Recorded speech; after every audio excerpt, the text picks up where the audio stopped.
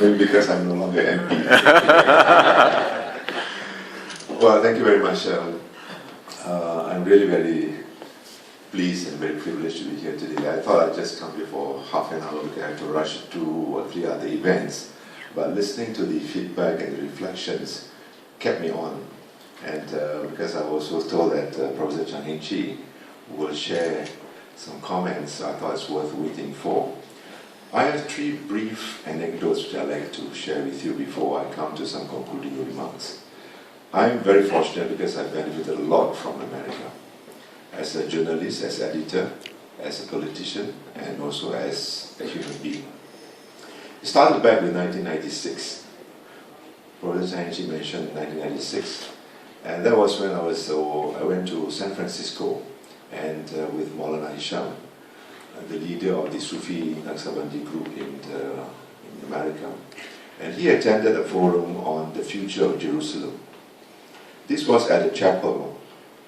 Was it the former League of Unions? The former UN.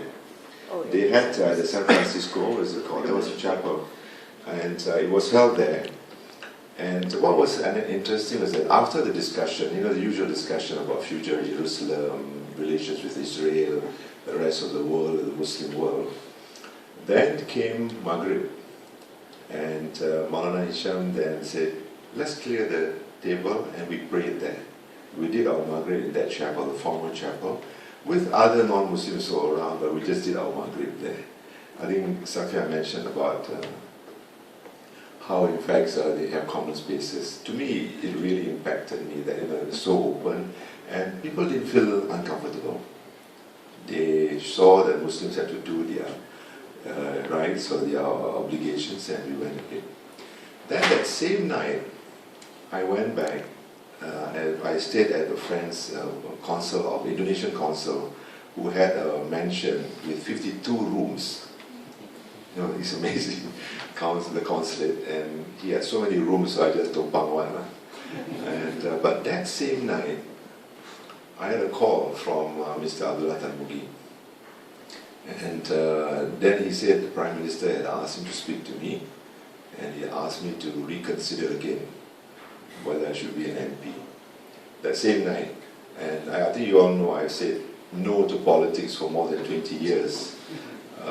But don't know why after discussing about Jerusalem, then this call came and I was asked to reconsider. But the reason I want to share with you this is that outside my family, the first person I discussed with about that offer again to stand for elections was none other than Professor Chan Heng Chi. Because after San Francisco, I went on to Washington to do an official visit with the State Department. And Professor Chan Heng Chi was there. And I tossed the idea with her because she has been before becoming ambassador. She was in Singapore, head of ISIS, and I benefited a lot from her wisdom. And I thought she's one person I could share with, and we had a good discussion about politics in Singapore. I think you know she has written a wonderful book about the PAP and politics in Singapore. So those 2 things still I remember very vividly. The other thing which I'd like to share with you is about Williamsburg's conference. I'm a member of the Asia Society till today, and I often go and attend the Asia Society's Williamsburg conference. This Williamsburg is a very colonial place in America, where the Americans started. Immigrants from outside came to America, and we had the conference 1 year in Williamsburg conference, and it so happened that it was Hari Raya, on the eve of Hari Raya Haji. It troubled me, you know, here am I in America, Williamsburg conference, talking about Asia, talking about better understanding of Muslims. What do I do, you know, about Salat Aidil Adha the next morning? I wanted so much to pray, do my prayers. I want to show that to myself, to prove myself that even in America, modern and so-called, I can still be a good Muslim, although it was a sunnah. So I thought, how do I do it? I don't know where the mosques are, where we can do prayers. So an idea came to my mind, flashed an idea. Why don't I turn to the telephone book? So who do I look for? Who else? What other name then? Muhammad. So I look up the name under Muhammad, and I came across one name. So I phone, called the number, and he said, "Are you Muhammad?" "Oh yes, I'm the daughter of Muhammad." "Are you a Muslim?" "Sorry, my father was a Muslim, but I'm not a Muslim." This is a lady, sounded a little like a Mexican. She said, "Sorry, I can't help you, I can't bring you to the mosque." So I tried the second time, another Muhammad. And this Muhammad says, "Yes, I'm a Muslim, but sorry, I can't help you because I'm not going to the mosque." So the first one, father was a Muslim, the daughter was not. The second one, Muslim, but not going to the mosque. So I said, let me try the third time, maybe I'm third time lucky. And I called another Muhammad, and he said, "Yes, I'm a Muslim, and I of course will take you to the mosque to prayers." So the next morning, this is the first time I don't know this guy. He came to my hotel, picked me up, and drove me about 1 hour. I was getting worried. Where was he taking me? And lo and behold, to my surprise, he brought me to a big open lawn with about 200-300 Muslims gathered for Eid al-Adha prayers. And later he told me it was in fact NASA grounds. The National Aeronautics Space Agency America, one of the most elite of institutions in America, and there you have 200-300 Muslims gathered to do their Salah, Eid al-Adha. As I speak, my hair stands. It's really amazing. Top brains of the Muslim world were gathered in NASA. They were all employees of NASA, and they were gathered for prayers.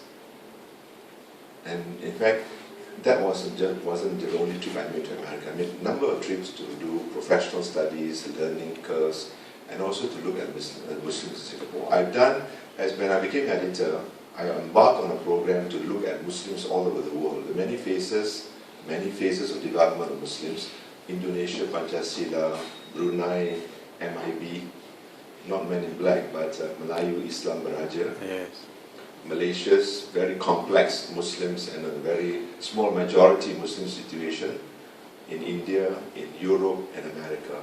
And the conclusion I came to then about looking for a model, so-called, for Muslims in the world, and I came to the conclusion then, back in the 80s and early 90s, that America was in fact the ideal place for Muslims.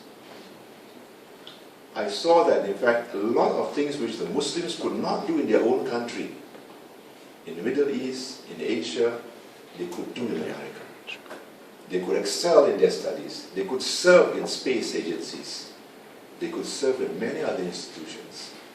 To me, that was a real ideal, where Iqra, the spirit of Iqra, was at its best, the knowledge which Islam calls for, and that was America. It really dawned on me, in fact, there's a lot we can learn from America. Because this was before 9/11. Although Professor Chinese said there's no problem with Islamophobia, but America is yet to convince the world that in fact it's not a problem. Muslims in the world feel as though that America has changed. And that to me is a challenge for the future. How we, as one world global society, can work together to bring about not only just the tolerance, but the better understanding and the better trust, where we can forge better relationship. And I'm glad that the American Embassy has embarked on this program, and I hope that we would like to see more such programs, more of our Muslim leaders traveling the world and see the rest of the world and see what we can learn from the best practices of Muslims all over the world. So that in the final analysis, although I went out in the world to search for that model, to me the model must come from within. Each community will have to develop its own model. And Singapore is very well placed to develop that model for us Muslims as what we want to be as Muslims. A very secular state, majority Chinese, which is mixed Christian, Buddhist, Taoist. Here in this part of the world we have Muslim minority in Buddhist majority, Thailand, Muslim minority in Catholic majority in Philippines, syncretic Indonesia, Pancasila. Malaysia still grappling to find out what is the real model for themselves. But we have a lot to learn. And listening to you all just now has also contributed to my learning curve. Thank you very much.